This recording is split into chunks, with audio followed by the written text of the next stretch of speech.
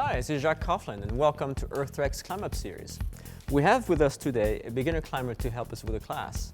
Hi, Carla, how are you? Hi, Jacques. Doing well. How are you doing? Hey, I heard that you've been climbing for a little while, but that you like to climb on some more challenging routes and maybe learn a little bit more climbing technique. Is that right? Yeah, that's exactly right. You know, I've been climbing for a little while, but I'd really like to get on some harder routes and not get tired so quickly. So I'm looking for a little coaching. Can you help me out? I think you've come to the right place. We've Great. got the perfect class for you. Awesome.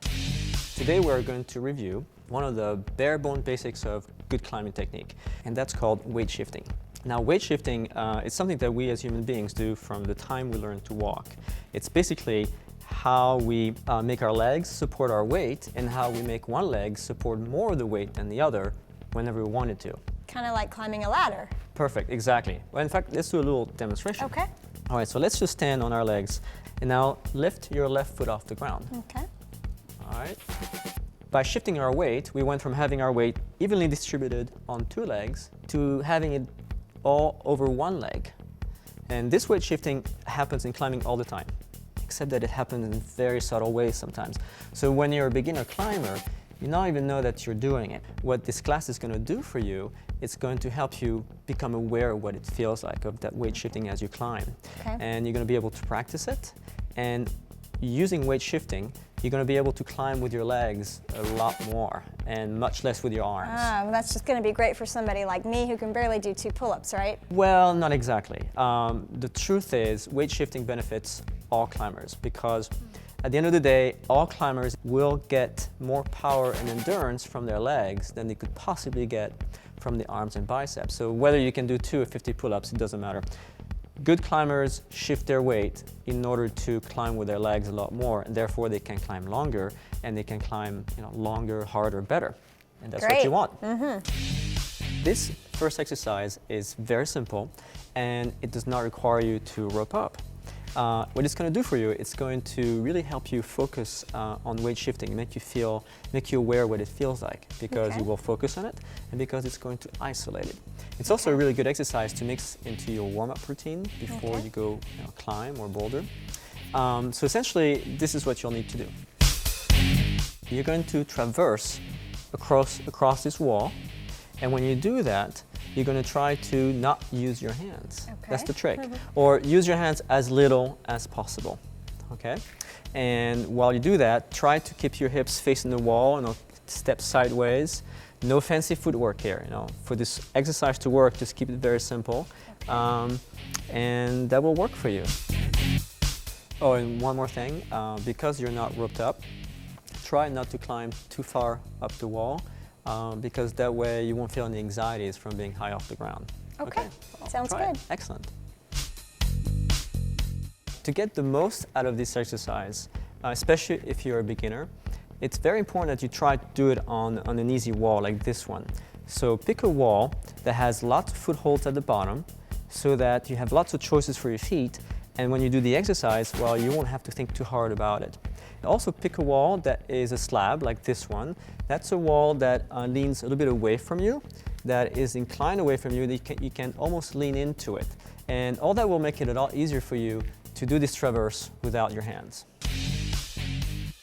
From the moment you begin, shift your weight from the back foot that's supporting your weight to the forward foot, the one you're going to step with. When you feel your weight securely supported by your forward foot, then press on it to elevate your body. And every time you take a step, lead with your toes and generate your forward progress from your hips or from the leg that supports your weight. And that will work whether you take a short step, a long step, a high step, a low step, or even a backward step. All right, Carla, how did it go? Great. I'm going to get a real thigh workout. Well, I sure hope so. That's what this exercise is supposed to do. And in fact, if your legs aren't tired after climbing, and I might be worried. All right. Okay. As you could tell, to not use your hands on this exercise is kind of tricky. So let me show you some tricks to help you with that. Okay, that'd be great. All right, let's do that. Thanks. You can use hand holds with only 1 or 2 fingers. Just don't pull too hard on those fingers. You can traverse using only one hand, or you can hold a tennis ball in your hand, so you won't grip handholds with a lot of strength. Let's do another quick demonstration, okay? So let's just stand with our legs parted, about shoulder width again. Okay. And this time, let's try to balance ourselves on our heels. We're gonna raise our toes and balance ourselves on our heels. Okay.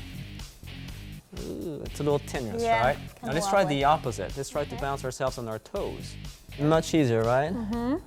So is that why when I'm climbing and if I put my foot on a hold and maybe it's on the arch part of my foot, is that why it doesn't feel as good? Yeah, it feels horrible, right? Yeah. Well, yeah. it's for the same reason that dancers, for instance, do all these crazy things on their toes, which they could never do on their heels.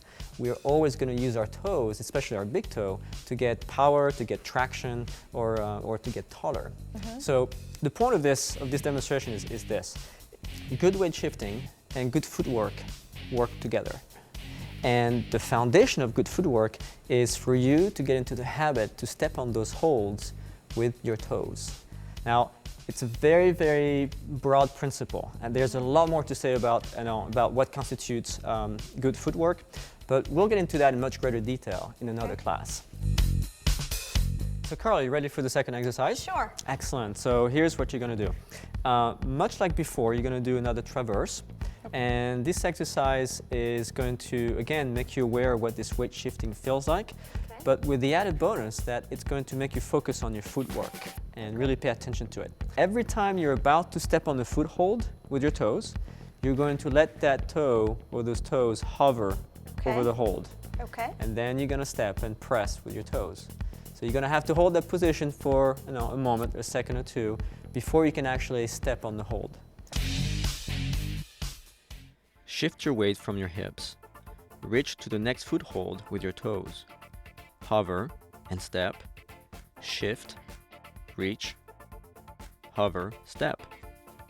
If you want to take a big step, first do a deep knee bend on the leg that supports your weight, then extend your leading foot over the far hold. Once your toes step on the hold, shift your weight over the forward foot and traverse your hands across.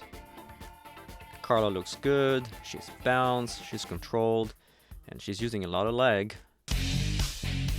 Hey, I heard that. Yeah, I'm barely using my arms and hands at all. I feel great. Well, excellent. That's exactly what we want this exercise to do for you. Now, as I was watching you, I've noticed that you do other things that are really good. They're not very obvious, but they really help you climb very efficiently and very smoothly. So I'm going to show you what those things are. First, you're moving slowly. You're taking your time. That's a very good thing. So long as you're not tired, there's no need to rush. If you're a beginner, you learn more from practicing moves slowly and well than from rushing and climbing badly. Second, you move very deliberately, choosing your holds carefully. Planning 1 or 2 steps ahead, that's good also. Third, you always look down where you step. That's excellent. You should not look up for the next hold until you know you can securely press your toe on the hold and that it's going to support your weight. By looking down where you step, you can make sure your toes press in the right place and that your foot will not slip off. Like this, for instance. Fourth, you're always well balanced because you bend your knees and you lead with your feet. You don't stand stiff and upright on the hold, then launch for a foothold, hoping that your foot will land in the right place. Ooh, that's bad. To move in this deliberate control style is called static climbing. That is how we recommend beginners start climbing, because it's the best way to learn the basics, the best way to learn how to control your balance, and the best way to gain confidence and thus improve. Carla, how are you? Great, feeling strong and relaxed. I'm glad to hear it. Well, I know we've come to that moment in class, so we have to answer the big question, and that is, you've been going sideways all this time. So how do you translate this horizontal knowledge into strong vertical climbing? I don't know, Jacques. Please tell me. I know. Well, you're going to be surprised. Shockingly, you're going to do much of the same, except instead of stepping sideways, you're going to step up. Okay, sounds good. We're going to get ready for that first climb. Since we know that it's always better to practice new skills on easy climbs, how is this climb for you? Actually, I've been on it before. It's got a lot of big holds, so I think it'll be really good for this exercise. That sounds like an excellent choice. All right, so before we go, let's just go through our safety checks. Okay, great. So my harness is doubled back. I'm threaded correctly. I've got the figure 8 and the backup knot. And my harness is snug. It's also double backed. I don't have any loose garments sort of hanging out and potentially getting caught in the gear.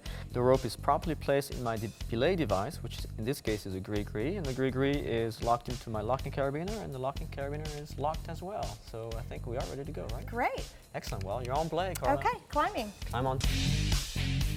Carla shifts her weight onto the next hold and presses on her leg to move up to the next hold, even if that means moving sideways first. Then up. She bends her knees and leads with her feet. On a high step, she shifts, or rocks, her weight over to the next foothold. Then presses with her thigh, getting a lot of power from her lower body. She doesn't pull herself up with her arms. She does not need to grip handholds very hard. Good footwork using her toes. She takes her time, chooses her next hold very carefully. She steps up with her feet first before reaching up with her arms. That's very important. Always look to move your feet first before moving your hands. Take, On me. lower. Lowering. All right, Carla, how's it going? Great. I feel great. I want to go again. Yeah, how are your arms feeling? Very rested. Excellent, that's exactly what we're looking for. Are you ready for another one? Sure, let's go. Let's do it. Okay.